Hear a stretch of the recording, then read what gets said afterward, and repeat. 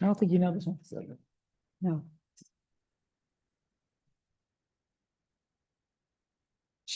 All you have to do is share a sound. You don't have to share your screen. There's nothing to see. Yeah, somehow it shared my screen, to which I say I don't want anyone to look at my screen. So there we go. Just the computer audio. No one needs to know the inner workings of my mind, aka my computer screen. So yes. Right, here we go.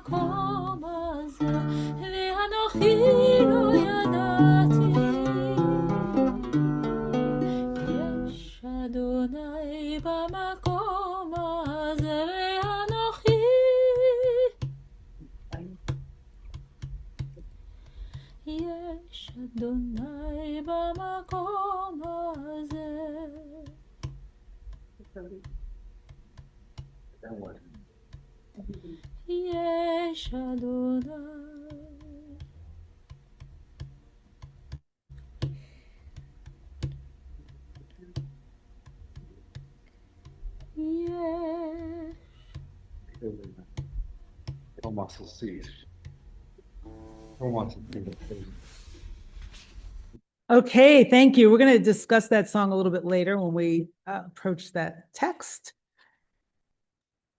For now, let's do, and again, welcome everybody. Welcome to people who have come in since I said hello to begin with. Got it. Shabbat Shalom.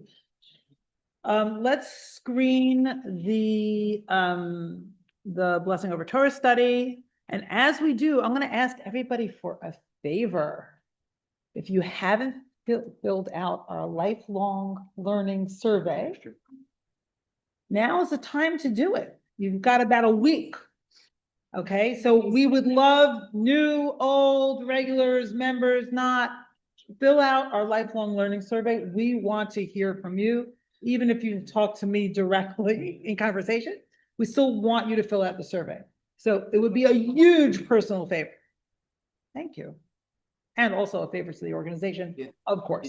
Can you put the link in the chat?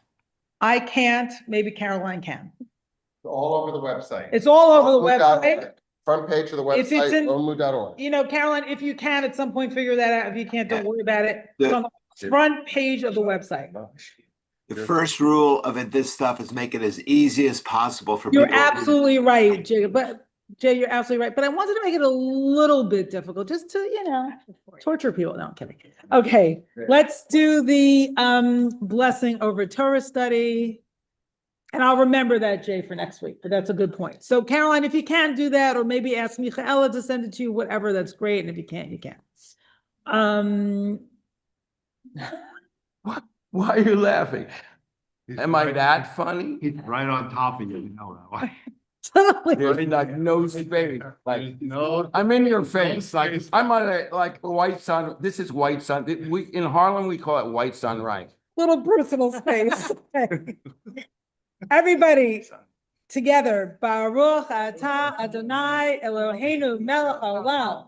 Asher kadeshanu b'mitzvotav v'tzivanu la'asot b'divrei Torah. Amen, amen. So before I ask Caroline to share the source sheet, does everyone have one? There's an extra No, one no. here. Okay. Oh, But I could peek over to yours if you like. there's a mechitza right here. What does that mean? What does that mean? What does that mean? I'm a bad Jew. Okay, mechitza is what No, I don't speak. Hebrew. It's separate. That's tea. Kind of like a big box of pizza. separates men and women in the All right. Got pizza it. right here. That wall. Okay. So let's talk about Jacob, our forefather. So I called this Yaakov and God consciousness. Ooh, big. So Jacob leaves home, right? He's running away because his brother wants to kill him for a good reason. He stole the birthright, he stole the blessing. His brother's angry. He's a cheater. He's a liar. He's our forefather, right? That's who he is. He's my kind of guy. Exactly. Now, if you think about, so I want to go back a little bit just for a few moments, and I'm not going to discuss this. This is going to be like context, but if you really want to address it later, you can. You think about Abraham. Abraham started with a commandment from God, right? How did Jacob start, right? Jacob started, he's a man who sat in his tents. His mother loved him, but the first scene in which we see Jacob, he's with his brother's famished, he's starving, give me some of that red stuff. And Jacob says, sell me your birthright, sell me your birthright, not going to share my food. Now, whether Esau is like really starving or he just is hungry, either way, it's mean, right? To take someone's need and kind of do that to them. So that's how we meet Jacob. And then the second scene, of course, is when he lies to his father at the behest of his mother about who he is and takes Esau's blessing. And then we see his brother wants to murder him.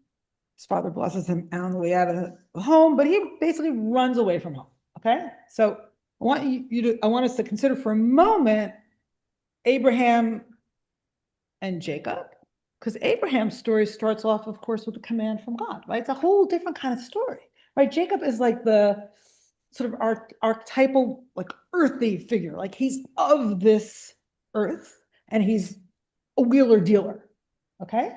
So what happens here in this parsha is really interesting. It's his first encounter with God. So, okay, so let's look at this passage that I found in a article that says, structurally, the Jacob narrative moves along two distinct dramatic lines, a horizontal one of human profane activity and a vertical one of divine human encounter, which we will see today in our parsha and also in next week's parsha. In contrast to the Abraham cycle, where the profane and sacred are so closely intertwined as to be inseparable, here with Jacob, they are experienced as two separate dimensions. I'm going to say something about that in a minute. Furthermore, in a quantitative sense, profane time now takes precedence over sacred time, because now we're going to be living with Jacob in Laban's house. Remember the mix-up with Rachel and Leah, the deception. Hello, welcome. You're feeling better. I am. Good to see you. Yeah. Why don't you sit here? Okay. No, sit here, please.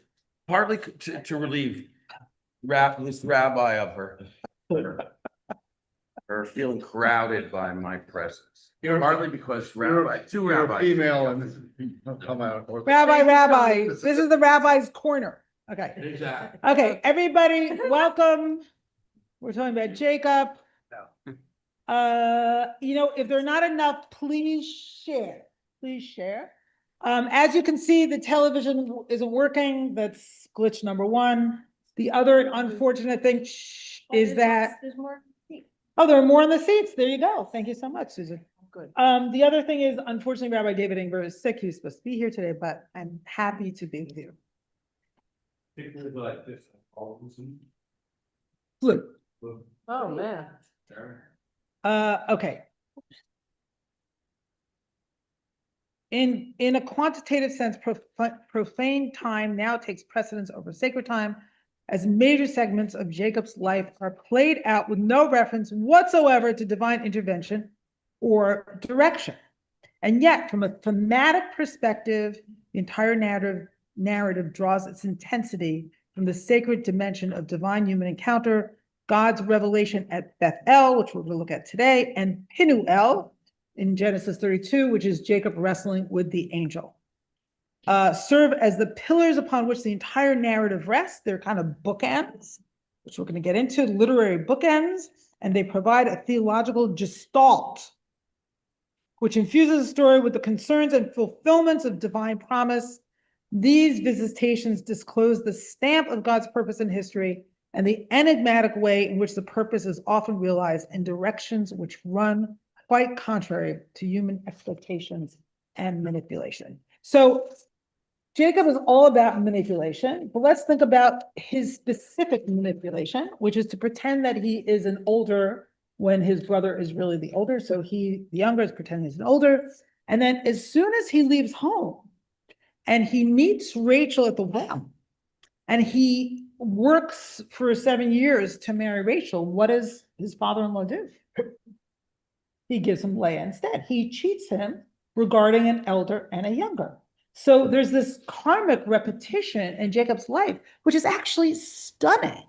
So, many of my students say, well, why didn't God punish Jacob for what he did? Well, his whole life is a punishment, but it's more subtle than that. It's not like God comes down and say, Jacob, you did a bad thing and he'll smite you, right? It's not like that at all. It's like interwoven in his life. That sort of you could say repetition compulsion, you could say karmic retribution, you could say all kinds of things, but whatever it is, it's repetition. And it's an inescapable pattern. Like Jacob is stuck. And yet, in the midst of that, God comes and there is, sort of some kind of divine relationship infuses his journey. Okay, so that's the preamble, and we'll say more about this as we go forward. And we are in the second text. It looks like this, everybody.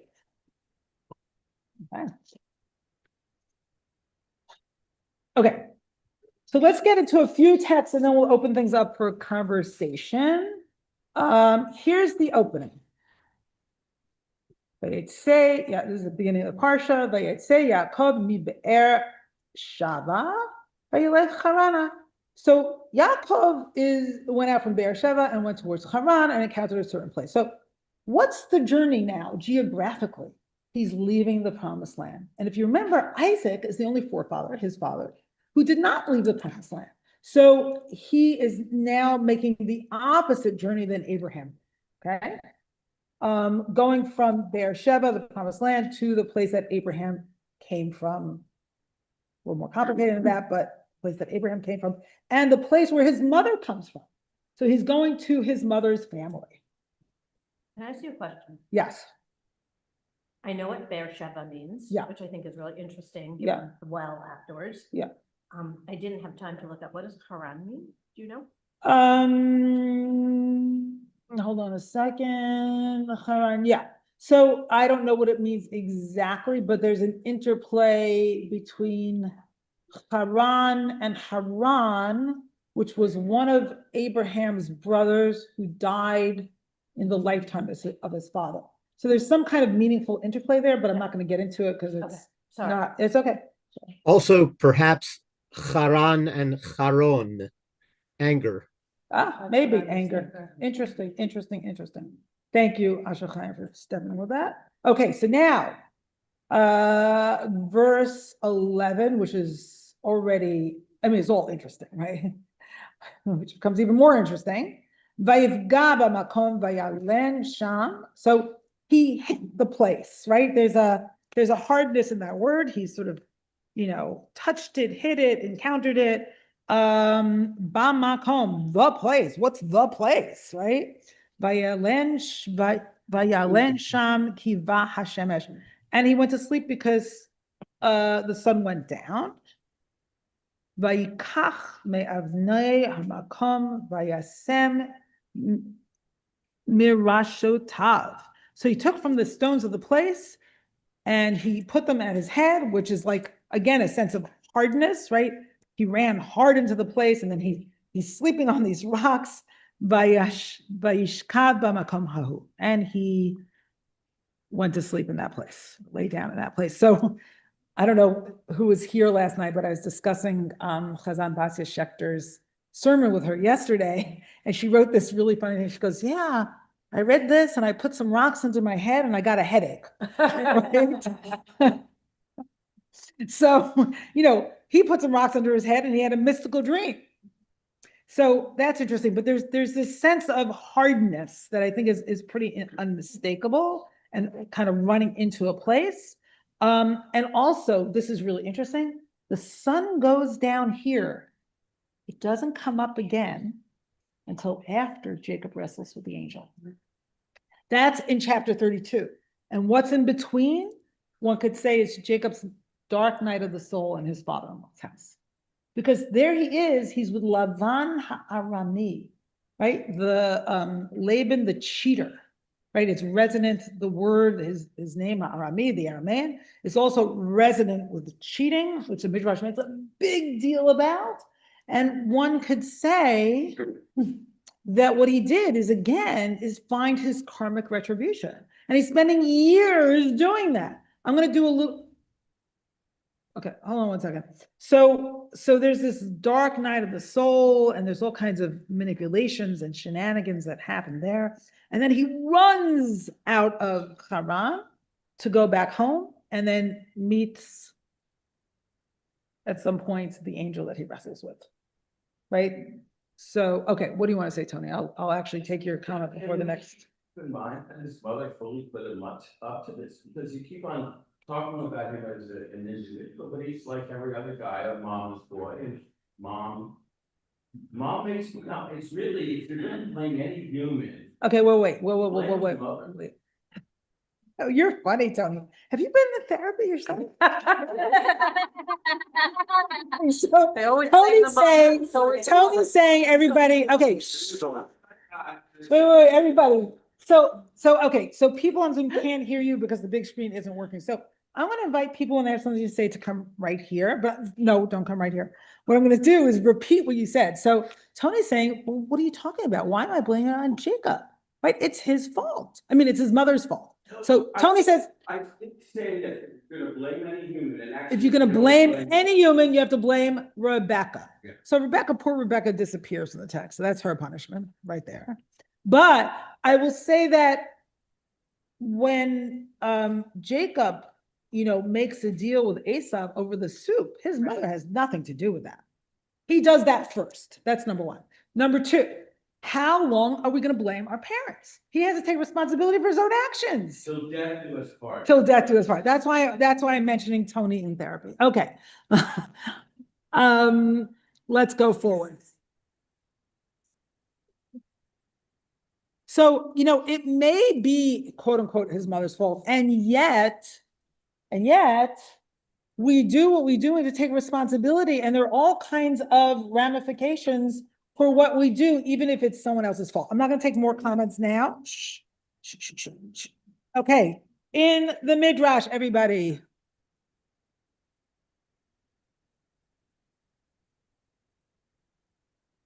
Okay.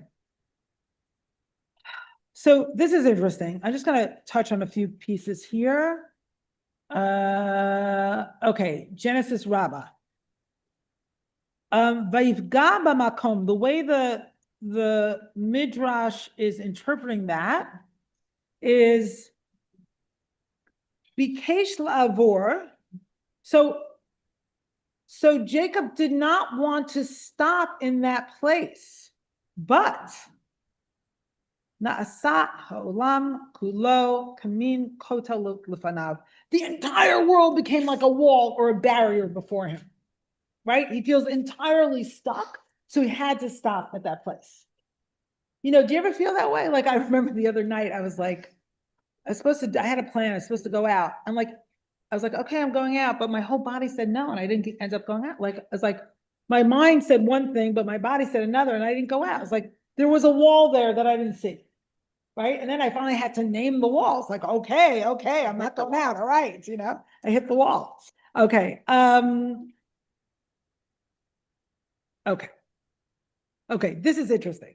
Kiva hashemesh. So the rabbis interpret absolutely everything, and they're interpreting that the sun had set. Milamed shehishkia hakadosh baruch hu galgal chama shelo be'onata b'shvil ledaber im Yaakov avinu bitzin'ah. So it teaches that the Holy One, blessed be they, made the sun go down before its time because God wanted to speak to Jacob in private. That's so lovely. God wanted to speak to Jacob in the dark. Okay, so we're going to skip that.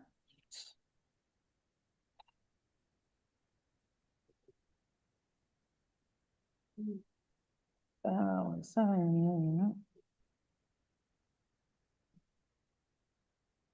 Okay, actually, we're going to go to the next text. The long midrash, but we're going to go on. So Rashi, good, thank you. Vayivga b'makom. Lo here. Okay, so Someone needs to mute. Someone needs to mute on Zoom. Okay, Caroline, could you just mute everybody for now? Got it. Thank you. Lo hizkira katuv be'ez makom ela ba'makom. So why does it say that Jacob hit the place? So scripture does not mention which place, but by writing ba'makom, it's referring to a place already mentioned in another passage. That makes sense, because if you hit the place, then you assume, if you're reading literature, that it's been mentioned before. And so then Rashi and the Midrash, or Rashi based on the Midrash, says that it's Mount Moriah where Isaac was sacrificed. Okay, that holy place upon which the temple will later be built. Okay, so now let's get into, so he went to sleep, and now we're going to get into the dream. This is the meat of the thing, okay? So, Vayachalom v'hine sulam mutzav arta. Next source, please. Thank you. Where it says Stairway to Heaven. Stairway to Heaven. Yes, thank you. I had a dream, a stairway was set on the ground. And I have to say, stairway or whatever it is, this word sulam, ladder, it's the only time it occurs in the Torah. Okay? That word. So we're going to see some stuff about that word, but it's a really interesting word. So here's a ladder, mutzav arza, set on the ground. And the Rosho Magia Shamaima, and its head or the top of it is reaching the heavens. The Hine Malachei Elohim Olim, the Yordim Bo. So there are messengers of God who are rising up and rising down, or going down, going up and going down. Now, this phrase, Malachei Elohim, is only here and another time when Jacob goes out to meet Esav. Right? Those are the only two places in the Torah that this particular phrase is mentioned. So again, this scene and chapters later in chapter 32 are like bookends, right? His wrestling with the angel and this encounter with God here. And then it's all, in the middle, it's all about the human drama, right? Seemingly separate from the divine drama, right? Again, unlike Abraham, who's like, talking to God all the time. I mean, Abraham also has his human drama, but the proportions are very different. Okay. Okay, so V'hinei Adonai nitzav alav, and behold, God is standing upon him or beside him or on top of him, Vayomer, and says, Vayomar, Ani Adonai Elohei Avraham Avicha, Elohei Yitzchak. That's interesting. Haaretz asher ata shochev aleha lecha etnena zarecha. So it says, and God was standing beside him and said, I am Adonai, the God of your father Abraham's house and the God of Isaac's house, the ground on which you are lying, I will assign to you and to your offspring. So there's the promise. Okay, there's like the big promise. And we'll see more about the promise in a little while. So look at the next piece. You just see in this dictionary that the word sulam, ladder, is a hapex legomenon in the Torah, meaning it only occurs once, and it's possibly from the Arabic, formed from salal, to lift up, and Arab sulam, ladder, and other Near Eastern languages. I don't really know how to make sense of how it came together, but it means basically a ladder or maybe some kind of ziggurat, which we'll look at a little bit later. Okay, now, this Rosho Bashamayim, that the ladder has a top in the heavens, is only mentioned another time, and that's with the Tower of Babel, where everybody says, come, let us build us a city and a tower with its top in the heavens to make a name for ourselves, else we shall be scattered all over the world. V'yamru hava divnei lanu ir u'migdal v'rosho b'shamayim v'da'aseh lanu shem pen nafutz al pnei kol haaretz. So there in the Tower of Babel, you know, all these people wanted to get to the heavens so they could make a name for themselves. But here it's a very different sort of intention. It's a connection for Jacob and for his descendants, right? To link heaven and earth, right? It's not about their name. In a way, it's about having God infuse their experience. Okay, let's see what Ibn Ezra, who lived a few generations after Rashi, from Toledo, says.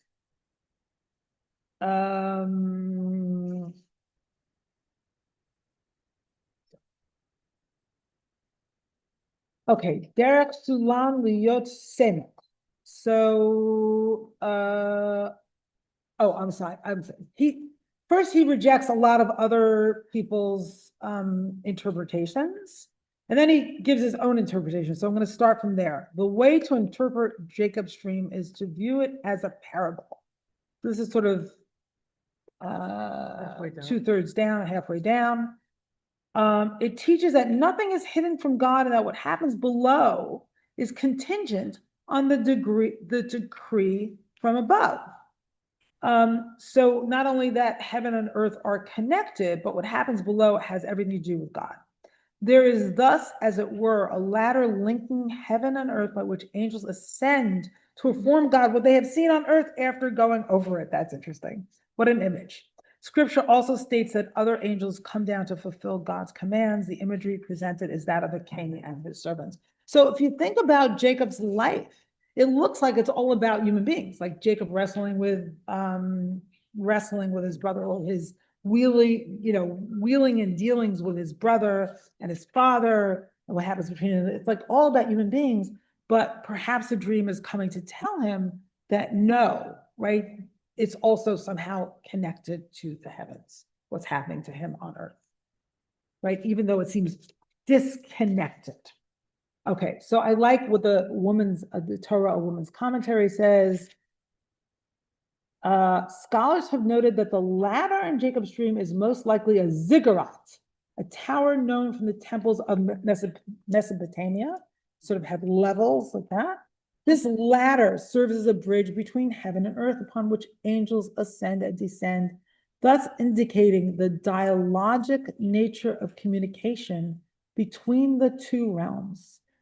Thus, Jacob has become a double journey, a dream journey towards increasing proximity to God, parallels his physical wanderings across the horizontal plane of space. Jacob encounters his angels while traveling. The stations between home and exile have a corollary in the rungs between heaven and earth. So that says so much, because of course Jacob is about to be exiled from home and will spend years being exiled from home. Okay, so now I'm gonna stop for a few minutes and see if there are any comments, especially from people who haven't spoken before, but also if you haven't spoken before, but everyone knows I give priority to people who haven't spoken before. Rob, welcome. So I've often thought about Yaakov, and suppose he didn't pull this Shenanigans. shenanigans, Yeah. right? He didn't buy his brother's birthright. I look at all of Jewish history, except for maybe a couple of 100 years, as a complete and total disaster, basically. So what would have happened differently if Esav, and I guess the dream was that Esav and Yaakov would rule together? Mm. Wait, you're interpreting this dream as Esav and Yaakov ruling together? No, I'm saying that by doing what he did, I see, set Jewish history into a terrible see. place. I see. Thousands of years of Right. Right. So you're imagining, you're having a different dream.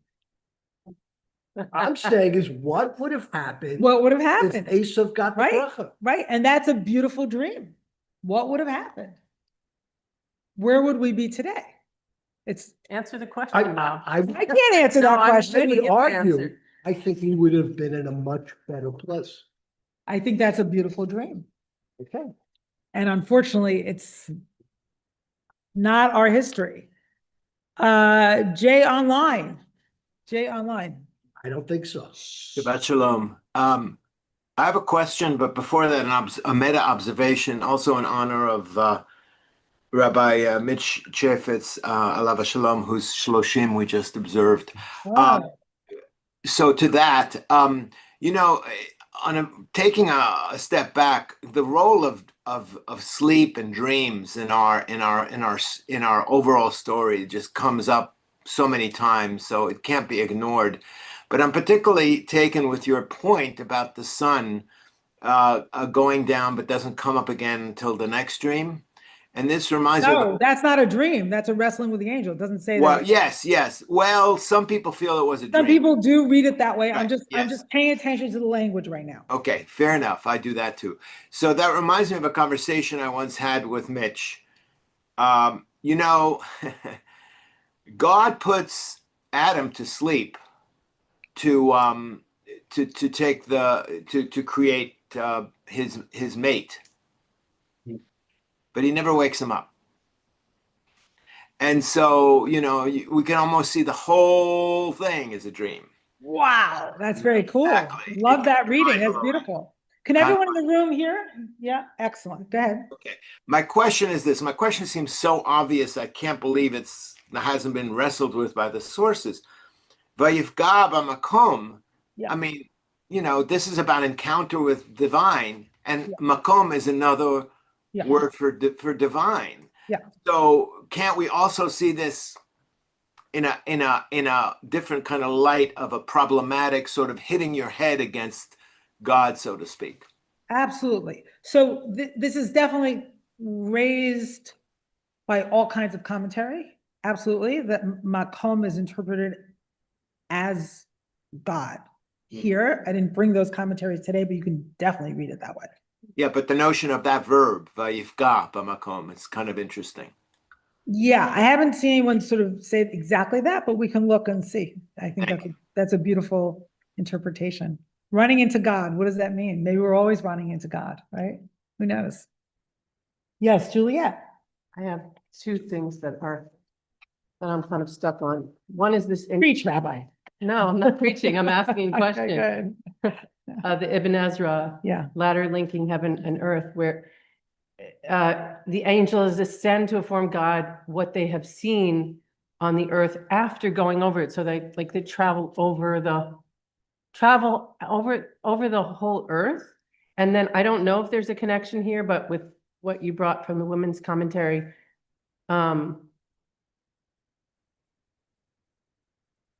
the stations between home and exile have a corollary in the rungs between heaven and earth. So which one is it? The earth is home and then exile is heaven? No, I Or don't what is it? What think is that they're saying that exactly. or I the think opposite? they're saying there are 4 axes. Uh-huh. there's earth and heaven, but there's also another axis right now being traversed between home and exile. And then he'll be between exile and home when he wrestles with the angel. So again, these are literary bookends. Okay. But I think the latter is really just between Heaven and heaven. earth, yeah. That's right. And That's the right. communication and what comes down goes up and what comes up goes up, Yes. comes down. and- Yeah, exactly. Yeah, the Exactly. whole mystical thing. Yeah, yeah, there was something else I was gonna say about this. That I'm not remembering. Okay, it's okay. It'll come to me, I hope. Yeah, Susan. Three things. Yeah. First, Tony, So, in terms of, Rebecca's involvement, Mhm. is that I think we could look at it differently and see it as the importance of women in Torah that is not always acknowledged, and her role in making the future that was meant to happen. Yeah, let me respond to that before you go Okay. on. So absolutely, and there's a pattern here because both Sarah and Rebecca play a pivotal role in their child or their favorite child or their chosen child sort of bearing the promise and the legacy, of the family. Absolutely. So they play a pivotal role in creating the Israelite family as it is. Okay, my second point is about the messengers, and that the Torah first says, that they went up before the Torah says that they come down. And I Absolutely. think that's really important, Absolutely. that the messengers are here with us Mm. before they go up. So that's Mm. point two. Mm. And then my third thing that I want to say is about that word sulam, Mhm. which I think is really interesting in terms of how close it is to the root shalem or shalom, that the sin and the shin are not so far apart, and that ladder can be seen as a connection, wholeness, peace, Beautiful. etc. Beautiful. So connecting heaven and earth and providing wholeness for us. When we understand that connection. Yes. Ben, can you come here? Yeah. Thank you. Okay, last comment before we go forward. Shalom. Shabbat shalom. Everyone. So I'm really fascinated by what Hazan Basia said last night, and this idea of About her headache, that thing? about stones. Well, before the headache came the stones. And that this contrast between the kind of earthiness, which I think is represented by the stones, is like the most earthy thing you can have in our day-to-day life. And Jacob's life. And Jacob's life, yeah, is like a stone. And then contrasted with, the heavens and the clouds, which are the most ethereal thing, the most sacred thing.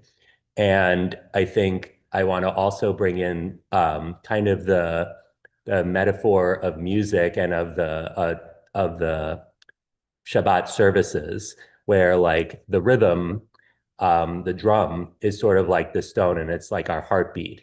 And then the melody is like the ethereal part, and you need both. Beautiful. So like the idea of the service is that Beautiful. you're going up to heaven slowly, like you have to lay the groundwork. Beautiful. And then you're going up, and then you have to come back down to be grounded, because like we can't not be grounded. You get too far to the heaven, like basically you lose your heartbeat, you basically die.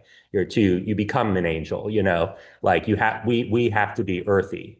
And it kind of goes to your gestalt sort of point. I think sorry, I was just gonna make one more point about that. Oh yes, the ziggurat is made of stones, and I never knew that. So it seems to me like rather than picturing a ladder, which is mostly air, what you're picturing actually this kind of ladder, it's made of stone. And so I think that's a Is useful it made of metaphor. stone or it's made of your life? Right, or it's made of your Like life. even if you feel like your life keeps bringing you down, down and down. Yeah, There's perhaps a way to get a see little how further. it's bringing you up.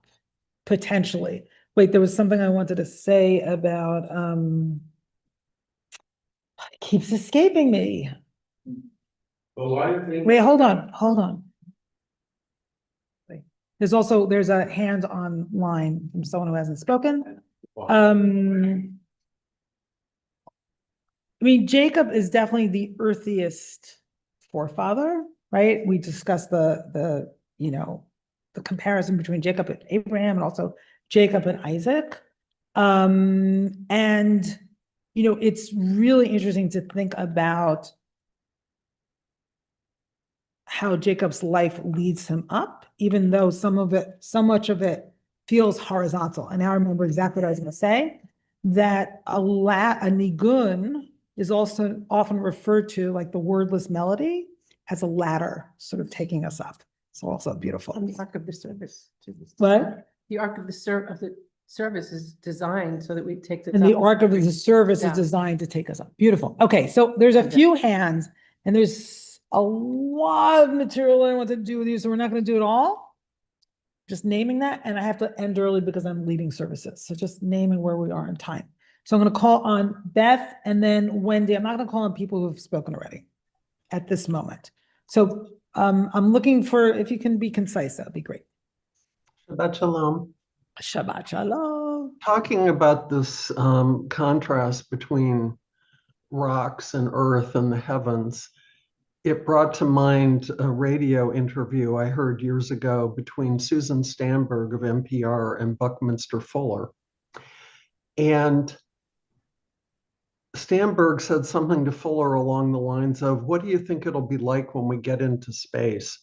And Buckminster Fuller barked at her and said, that's the most ignorant thing I've ever heard. We are in space. And I'm just throwing that out there because what's up and down is all depends relative. on the viewpoint of the observer. And guess what, everybody? We are in space. Just saying. Thank you. Whoa, I love how you just reversed everything and turned us upside down. That's wonderful. Okay, Wendy, come here, please. And then I'm going to go on unless there are other people who haven't spoken yet. Okay, hi, good morning. I wanted to respond to what Rob had said, and that when Rebecca was pregnant, she was divinely told that she has two nations inside of her, of which the older one will serve the younger one. Okay, whether or not she shared this information with her husband Isaac, we don't know, but she definitively had a divine command in this. And so she, felt obligated to bring this to fruition, as also, like the rabbi had said, that Jacob and Esau never discussed with anyone the fact that Esau had sold his birthright already. So neither parent actually had that information. And in fact, he never said to his mother, I got this. It's already been sold to me. And so it was sort of, though one can say that Rebecca and Isaac were terrible parents because they chose favorites, but Rebecca had divine inspiration in Rebecca following. had more than divine inspiration. Right. Rebecca consulted an oracle Right, and right, heard right. God's voice in that Right, oracle. right. It's more than inspiration. Right. Right. So that guided her so- duplicitous actions. So even though they were both, seen, you could say, not good parents, but at least her fallback was that, I have a divine calling to Absolutely. make sure to come Absolutely. through. Absolutely. And of all the patriarchs, definitively, Jacob is the most important one. We are the children of Israel. We're named for Israel. We're We're not named the for Israel. children of Absolutely. Abraham. We're not the children of Isaac. We are the children of Israel. Israel. And so, I'll respond later. okay. Okay, everybody, you know what? We're going forward. Rachel, hold that thought. People have spoken already. We're gonna now focus on the text. Okay, So the Or Chaim makes the point, I'm not going to read the whole thing. Moroccan mystical rabbi says the fact that there's a hine before each part of the dream means every part of the dream is vivid and significant. So I think that's a nice literary point. And now we're going to go into Genesis 28 below. On with the Torah. Okay. So what does God say to Jacob in the stream? Vaya zaracha ha'afar ha'aretz ufaratzta yama v'kedma v'tzavona v'negva v'nivrchu v'cha kol mishpachot adama u'v'zarecha. So your seed will be like the dust of the earth. You will burst forth to the sea, to the east, to the north, to the Negev. All the clans of the soil will find blessing through you and through your seed. So that's an echo of the blessing to Abraham. What I think is new here, which and someone will correct me if this is not true, that God never said to Abraham, to the east, to the north, to the Negev, like this, sense of bursting forth in that way. Didn't say that. I don't think so, but someone will correct me if that's wrong. But dust of the earth is definitely one of the articulations of the blessing that God made to Abraham. What Jacob never hears is your children will be like the stars of the sky, which was made to Abraham a number of times, including after the binding of Isaac. So that's interesting. So that goes back to the sense of Jacob really being of this earth, right? Profoundly earthly guy. And then beautifully, right? And and behold, anochi imach, here I am with you, right? Ushmarticha b'chol asher telech, and I will guard you wherever you go. And it's interesting to ask, like, did Jacob take this sense with him? Right? He was so furious after he found out it was Leah, not Rachel. Like, did he have that sense that God was with him in all his travels? Wherever you go, and I will return you to this, to this ground. Because I will not abandon you. Ad asher imasiti et asher dibarti lach. Until I have done everything that I have promised you or that I have spoken to you about. So that's a profound moment, right? So Rabbi David Foreman from the is an Aleph Beta website that all kinds of videos about Torah, many of them are really interesting, says that what the ladder represents is what our, as Jews, role is on this earth, which is to connect the heaven and the earth.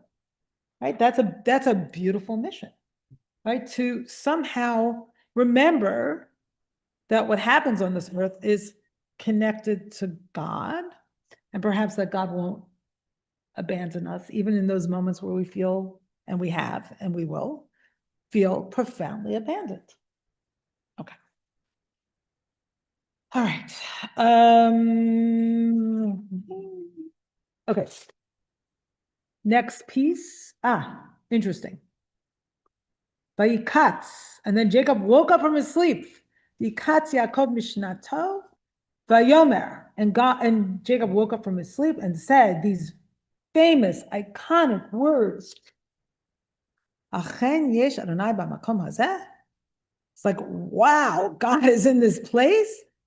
Va'anochi lo yadati, and I did not know it. So that's really interesting. And it got me to thinking. So what I discovered yesterday is that there's this whole field called neurotheology, right? The science of the brain and what happens to us in spiritual experiences. And what a friend told me, and she's like a brilliant friend, much here up the ladder, closer to the heavens. And she's a poet, but I won't quote her by name because I didn't get her permission. She said that when there's certain parts of the brain that are stimulated, we actually have spiritual experiences. Now, I know what scientists have observed, because I found it yesterday, is that there are certain parts of the brain that are sort of light up when we have a kind of functional MRI, right? That light up when we're in meditation or prayer. So that's interesting. But what she said is even more interesting. If those parts of the brain are stimulated, then we actually have a spiritual experience. I couldn't find that online, Wow. but you're all welcome to look for it and let me know if you find it. So what I was wondering is, maybe this has not only happened to Jacob, but maybe for each of us, we wake up, we go, oh my God, wow, God was in this place and I didn't know it. Right? That's an interesting thought, that it's not only a story, but it's mythic in the sense that it's a sort of archetypal story that can happen for each of us at any moment. Rob was like, oh, maybe. No, it sounds good. It sounds good. Maybe it is happening to us. And maybe it is happening to the, but we don't know it. So we have to wake up and say, wow, right? Okay, so that's interesting. So everybody look up this neurotheology thing. It's really interesting. Reinforced, I think it. Wait, are you a neuroscientist? I am. Wait, we have a neuroscientist in the room. Come here, Tony. We've got a neuroscientist in the room, quick. I'm gonna say something. Only if it relates to this point. Of course, Of course. it fully relates to. Okay, here's Tony, everybody. Humble Neuroscientist. educated opinion. Yeah.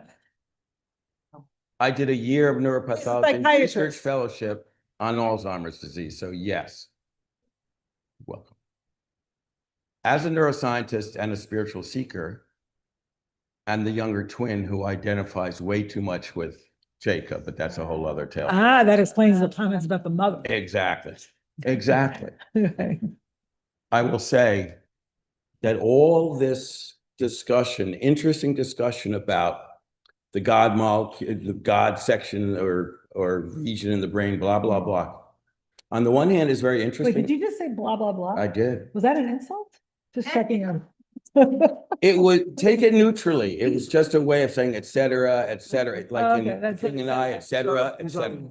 Yeah. Go on.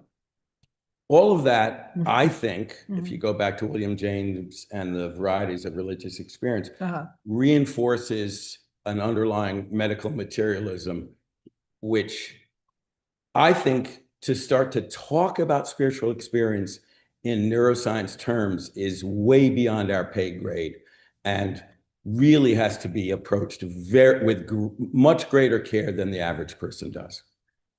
That's all I'll say, because I think it reinforces a certain medical materialism where in my personal view, the brain is just a little, as some people say, a kind of the spigot it's just a valve that opens to the cosmos. Wow. And okay, great. that's Thank you. all. So I think you bring up a great question, which is, when we have experiences of God, is that just about human beings, or is it because our brains are sort of a window to what is in the world? So that's a fabulous question. So is it like, oh, it's just, it's just your experience, or is like, are we experiencing reality with a capital R? So, and here Jacob is experiencing Adonai. Like, that's the testimony here, right? He's awestruck. Right? He's absolutely awestruck. Okay, so let's look at the Zohar right below.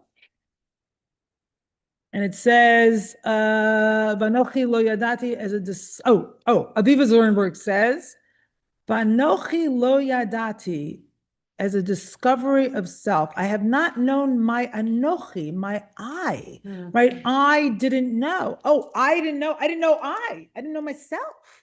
In this awakening, Jacob becomes aware of a dimension of selfhood that has been concealed from him. And here's the Zohar specifically.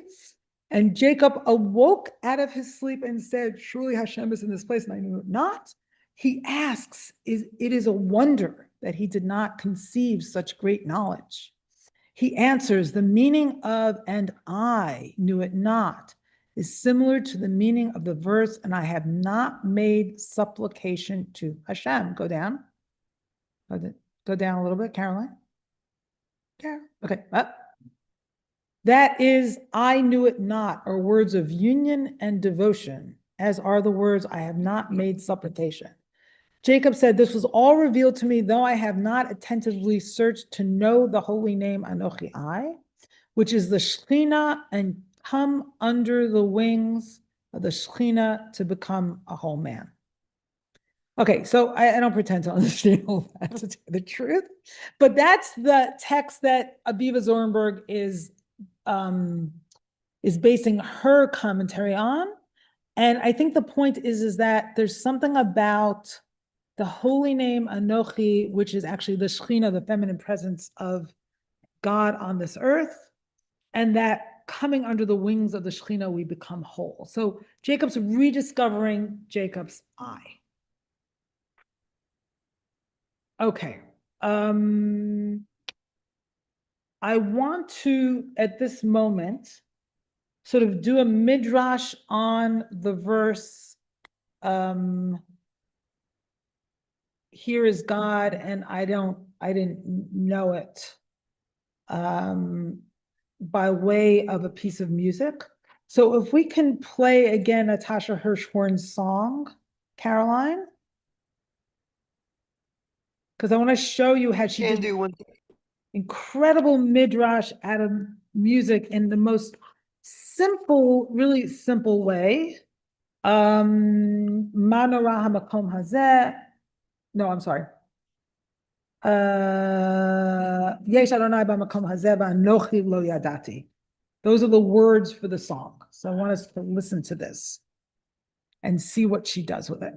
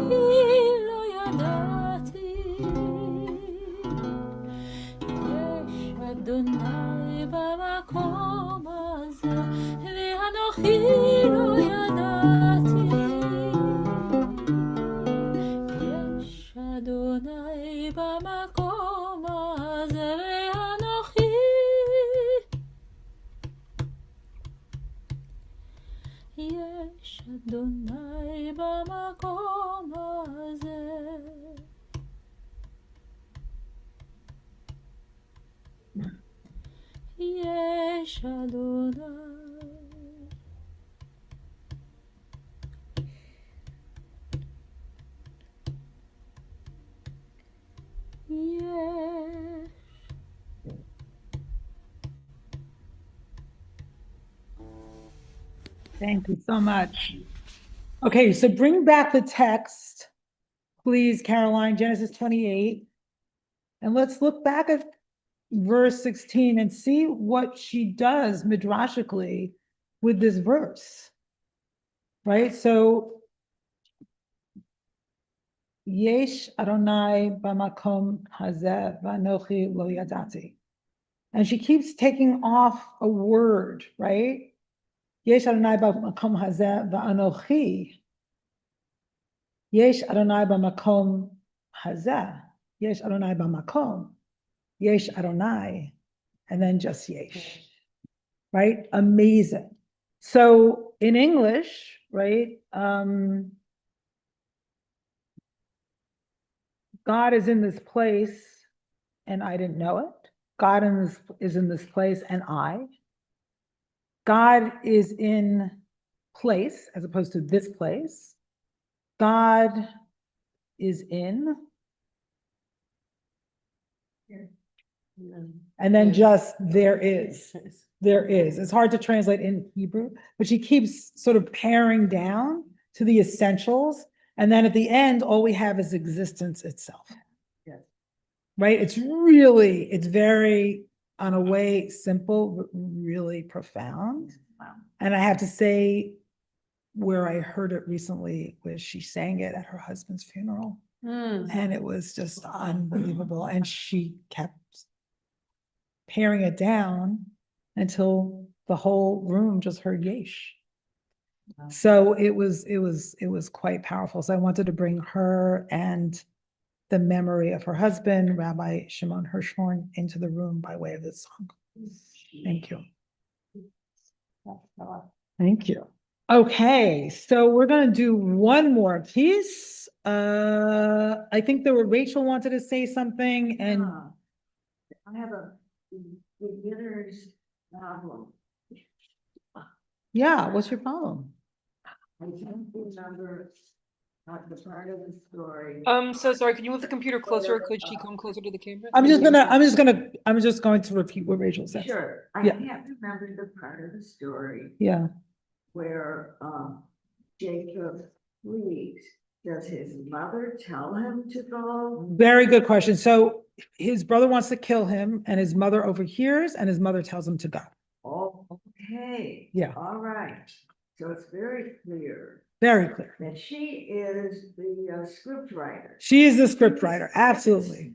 Rest my case. From this neurotic woman. I mean, God almighty, is that the way to raise a family? I mean. Yes, so. Is that the way? Okay, so Rachel's saying like, wow, Rebecca's a script writer. Well, you could say she's protecting her son's life. The other brother wants to kill him. Yeah, Esau wants to kill him. So she's protecting Jacob, correct? She really made a boo-boo, right? Setting this all up. She set it all up and then the brothers hate each other. Absolutely. We're still paying. Absolutely. Wait, hold on. As Rob was saying before, yes. Okay. There is reconciliation somewhat later, although that too is attenuated, but we're not looking at that now. Okay, go down a little bit.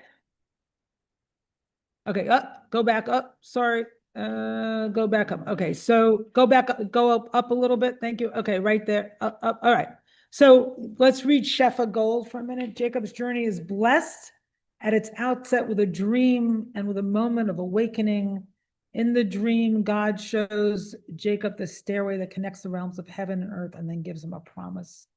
Through this blessing, we ourselves become that stairway, that connection with our feet planted in the foundations of earth and our crowns open to the expanse of heaven.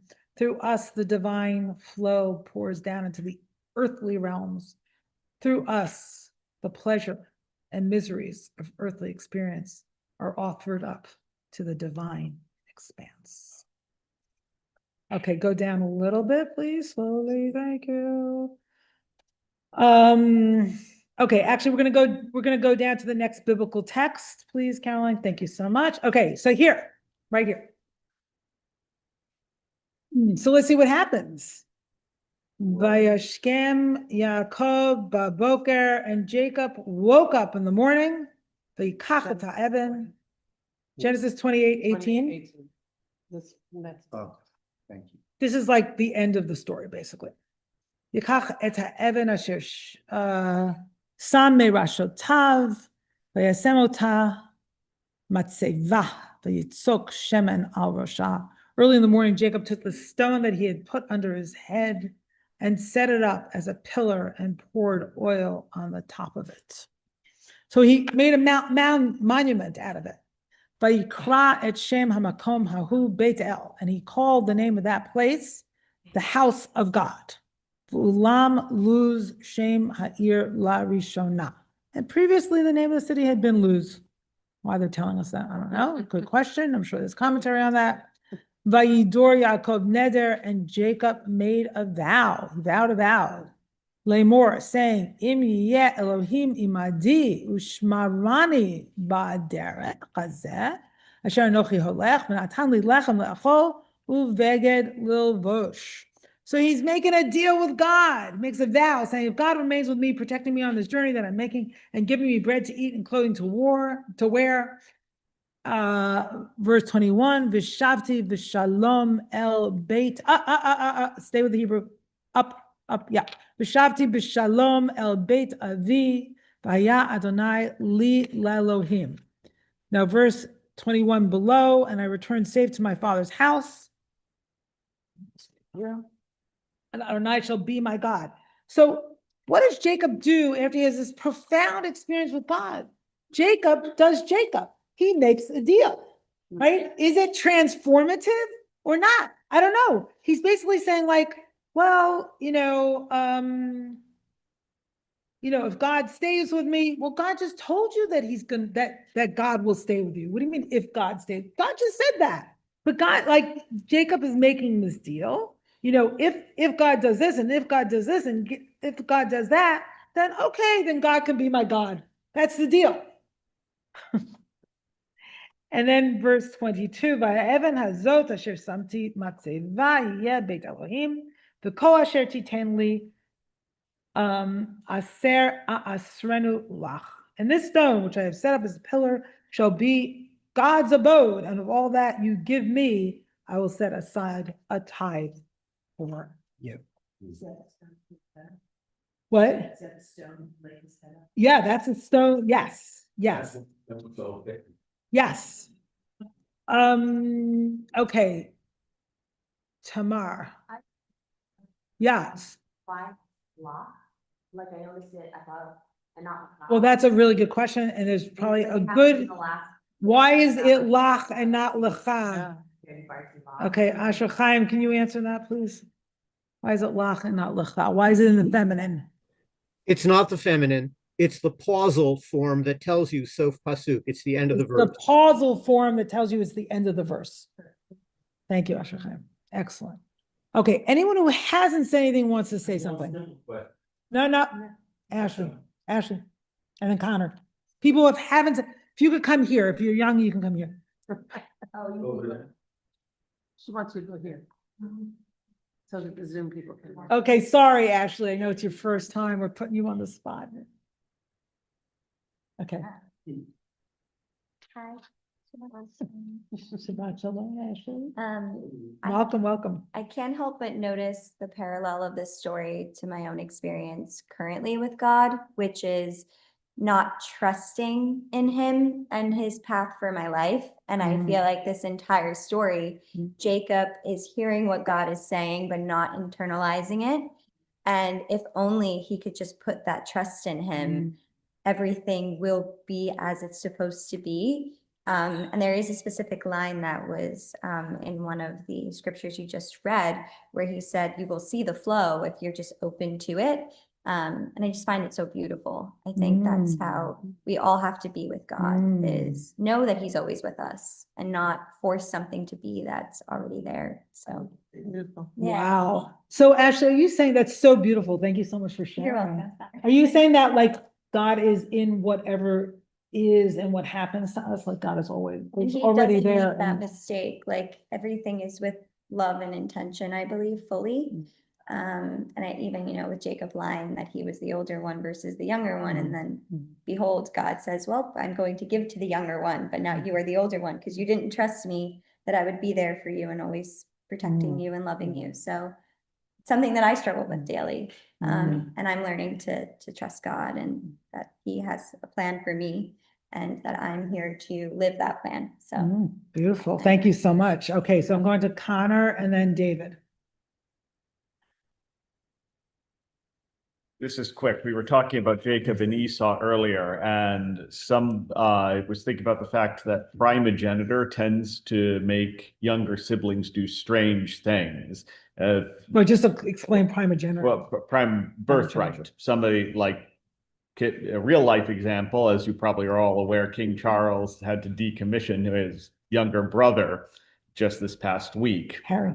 It was Andrew who he decommissioned. Oh, Andrew, got it. Andrew, because of his shenanigans.